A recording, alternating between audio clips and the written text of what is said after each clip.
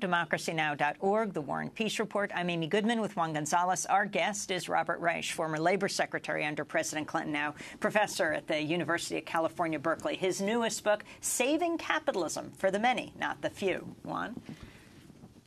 Robert Reich, the title of your book, Saving Capitalism for the Many, Not the Few. I'm sure there are a lot of people out here in our audience who would say, why save capitalism? You know, it's or why interesting. not contain capitalism or control capitalism for the many, not the few, or upend capitalism?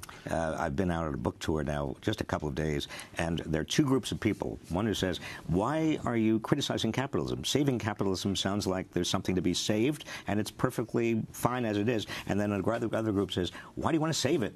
Let's get rid of it. So the title is actually doing what I had hoped, and that is riling everybody up. But the most important point is to recognize that even Denmark and Sweden and so-called social democracies are still capitalist fundamentally. That is, they're based on private property and voluntary exchange. Even China is becoming a capitalist nation. Forgetting the ism, the real issue is the system working for most people, or is it working for a very small group, becoming smaller and smaller at the top, who are gaining more and more economic power that is being transformed into political power? And the answer is, in the United States particularly, yes, unfortunately. The system is not working for most people, and the beneficiaries are really getting smaller and smaller and richer and richer and richer. That's not sustainable. I mean, you know, we talk about inequality. We talk about insecure work. We talk about the engulfing of our democracy in money. These are all connected. And the reason I believe that so many Americans are so angry, whether their anger is transferred into a Donald Trump-like scapegoating, or whether it is become kind of Bernie Sanders fundamental reform, it is still populist anger of a kind that hopefully will fuel reform. That's what we had in 1900. Well, one of the refreshing aspects of your book I found was that your main idea that the free market is a myth, that in essence what is occurring constantly is a battle in terms of the different groups in society get government to better regulate the existing system, and that there are many decisions made, not only the big ones but small ones, regulatory decisions that have a major impact on what kind of economy we have. Exactly. There is no free market. And I want to state that again. There is no free market.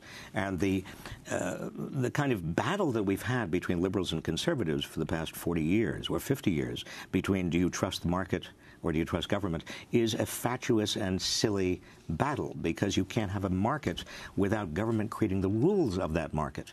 And it's in those rules, exactly as you said, Juan, and this is what the point of the book is, it's inside those rules that you find the most important issues that ought to be debated. I mean, for example, look at Wall Street. One of the reasons that you have so many people on Wall Street making so much money off of everybody else is that we have in this country the weakest laws against insider trading of any advanced country.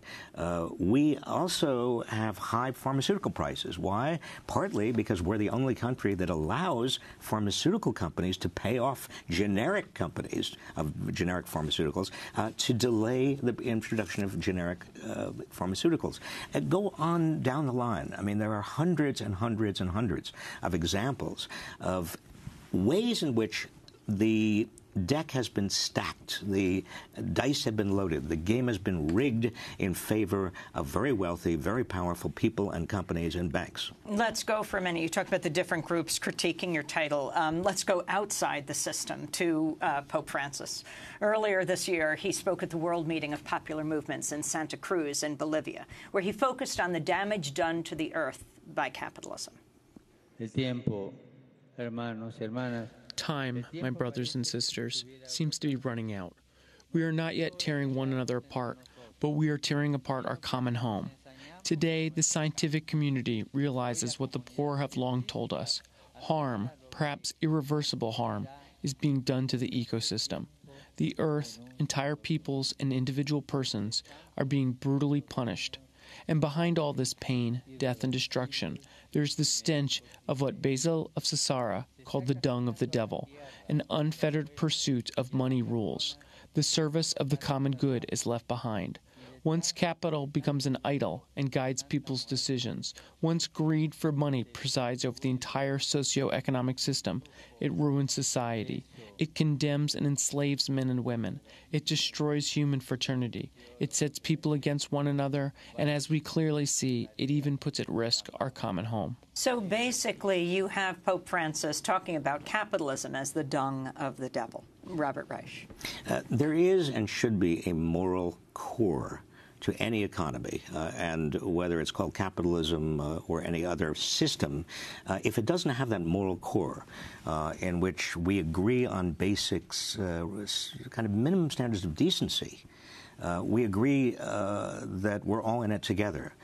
We understand that trust is critical if an economic system is going to be maintained and sustained. Then you're in trouble. I think one of the problems in the United States and one of the problems with contemporary capitalism as practiced by the American model is that it celebrates greed as the central principle. But that can't possibly be the central principle, because if it's all about greed, then you end up spending more and more of your resources protecting yourself from everybody else's unvarnished greed. I mean, what's happening, if you look at the GDP, we are spending more on protection, that is, on lawyers and on accountants and auditors and on security guards and on everybody else that are protecting us from each other's greed than we are on actually producing goods and services and food and everything else we need. Well, we only have about 30 seconds, but I'm interested. Your critique dovetails very much with a lot of the stuff that Bernie Sanders has been saying on the campaign trail.